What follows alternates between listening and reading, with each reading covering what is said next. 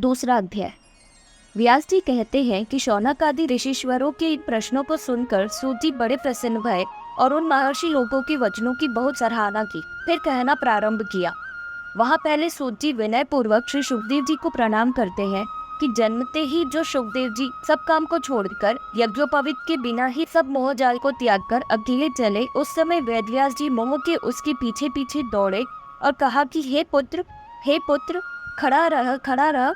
ऐसे सुनकर सुखदेव जी अपने योग बल से सबके हृदय में प्रवेश होने वाले वन के वृक्षों में प्रविष्ट होकर बोले, यानी उस समय के वृक्ष ही सुखदेव जी के रूप में ये जवाब देते भय कि पिताजी, कोई पिता है न पुत्र है, क्यों झूठा मोह करते हैं।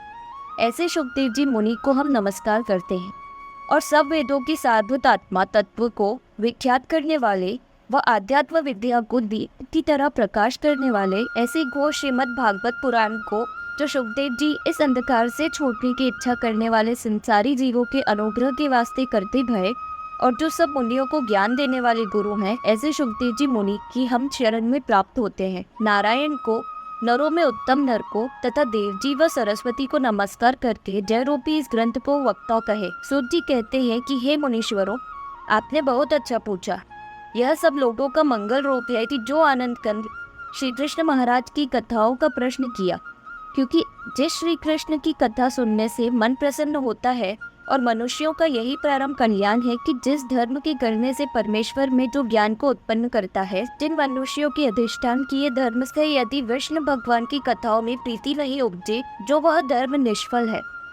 यहाँ ऐसा विचार करना चाहिए कि जिस धर्म से भगवत भक्ति द्वारा मोक्ष हो सकती है, उस धर्म से धनादिक प्राप्त होना फल नहीं है, और जिस द्रव्य से निरंतर धर्म हो सकता है, उस धन से केवल इंद्रियों की प्रीति मात्र अनेक विषय मुख प्राप्त होना फल नहीं है, क्योंकि वह विषय जब तक प्राणी जीता है तभी तक है, फिर नहीं।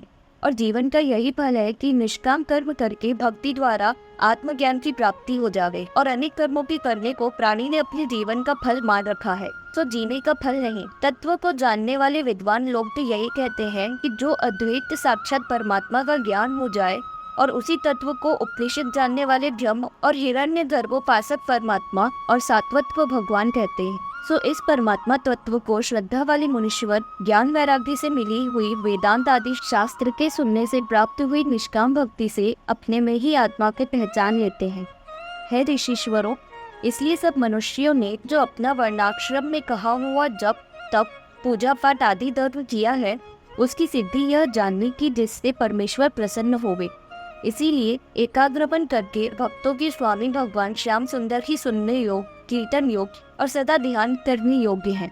जिस परमेश्वर की ध्यान तलवार से विवेकी जन कर्म रूपी गांठ को काट देते हैं, जिस परमेश्वर की कथा में कौन मनुष्य रुचि नहीं रखवे, यानी तब भी सज्जन पुरुष हरि की भक्ति करते हैं। परंतु हे ऋषिश्वरों, एक यह बात है कि सुनने की इच्छा करने वाले श्रद्धावान पुरुषों को वासुदेव भगवान की कथा में रुचि बहुत से तीर्थों की तथा बड़े बड़े महात्माओं की सेवा करने से होती है। श्रेष्ठ पुरुष की हितकारी श्याम सुंदर अपनी कथा को सुनने वाले भक्तों के हृदय में विराजमान होकर उनकी पाप को नष्ट करते हैं। फिर पाप दूर हो जाने के बाद दिन प्रतिदिन भगवान के भक्तों की सेवा और संगति करने से विष्णु भगवान विषय अचल भक्ति हो जाती है। तब रजोगुण व तमोगुण तथा इनसे उत्पन्न हुए काम, क्रोध, लोभ आदि विकार प्रबल नहीं होते हैं, और इन काम आदि को करके उस भक्त का मन कभी विकल नहीं होता है। तब उसका मन सदा सत्वगुण में स्थिर रहकर प्रसन्न मन वाले विरक्त हुए इस भक्त जान को भक्ति योग के प्रभाव से भगवत तत्व का ज्ञान यानी आत्मज्ञान हो जाता है। फिर आत्मज्ञान का अनुभव होने से हृदय की गांठ खुल जाती है, यानी चेतन आत्मा और जड़ कहिए अहंकार, इन्हों की गांठ खुल जाती है तथा इस आत्मज्ञानी भक्त के सब संदेह दूर हो जाते हैं, वह संपूर्ण शुभाशुभ कर्म क्षीण हो जाते हैं। इसीलिए पंडित जन परम प्रीति करके प्रतिदिन वासुदेव भगवान के विशेष मन की शुद्ध करने वाली भक्ति करते हैं। देखो, सत्व रज तम ये 3 माया के गुण हैं। इन्हीं गुणों के संयुक्त हुआ परम पुरुष परमात्मा ईश्वर इस संसार का पालन रचना व संहार करने के वक्त विष्णु ब्रह्मा शिव ऐसी संज्ञा धारण कर लेते हैं, यानी वह निराकार निर्लेप भगवान तत्व गुण से युक्त होकर विष्णु रूप धारण कर जगत का पालन करता है। इसी प्रकार रजोगुण से ब्रह्मा और तमोगुण से शिव कहलाता है। परंतु उन तीनों भगवान की मूर्तियों से मनुष्य की कल्याण सत्व गुण मूर्ति वाले श्री विष्णु भगवान के ही द्वारा होता है। जैसे पहले भूमि का विकार काष्ठ में धुआं निकलता है, फिर इस धुएं में वेंत्रे में कहे हुए कर्मों को सिद्ध करने वाला अग्नि उत्पन्न होता है। इस प्रकार ब्रह्म की प्राप्ति में तमोगुण को काष्ठ की उपमा है और रजोगुण धुआं की उपमा है, तथा सत्वगुण ऐसा जानो कि साक्षात अग्नि है। इसी प्रकार तमोगुण प्रधान शिव से और रजोगुण प्रधान ब्रह्मा से, सतोगुण प्रधान श्री विष्णु भगवान का ही प्राधान्य समझना चाहिए। मुमुक्षु जन घोर रूप वाले पितर प्रवेश यज्ञादि देवताओं को त्याग कर केवल नारायण के शांत रूप अवतारों को ही भजते हैं और किसी दूसरे देवताओं की निंदा भी नहीं करते हैं। और जो राजसी प्रवृत्ति वाले व तामसी प्रकृति वाले मनुष्य हैं, वे पुरुष उन्हीं राजसी प्रकृति पितर व देवताओं को धन दौलत व संतान की इच्छा से भजते हैं।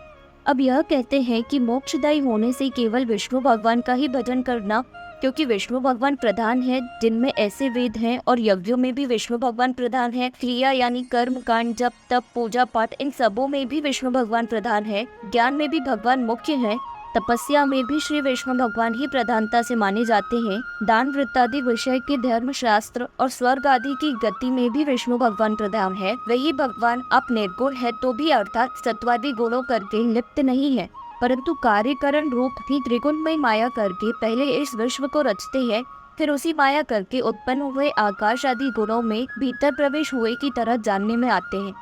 मानो गुणवान है ऐसे दिखते हैं, परंतु वास्तव में गुण संबंध मात्र से रहते हैं, क्योंकि स्वात्म प्रकाश पूर्ण ज्ञान से भरपूर है, यानी माया से रहित है। जिस प्रकार एक ही अग्नि अलग अलग काष्ठों में जुदी जुदी मालूम होती है, जैसे जितना लंबा चौड़ा काष्ठ हो वैसा ही अग्नि दिखता है, परंतु सिद्धांत में अग्नि एक ही है। इसी प्रकार भूतात्मा, परमात्मा, भगवान, मनुष्य, पशु आदि यह सब परमेश्वर में सत्व आदि गुणों के प्रभाव से उत्पन्न हुए पंच तत्व, इंद्रिय, मन तथा इनों में अपने रचे हुए 4 प्रकार के जीवों में प्रविष्ट होकर तिस शरीर के अनुसार विषय भोगों को अपनी इच्छा से भोगते हैं।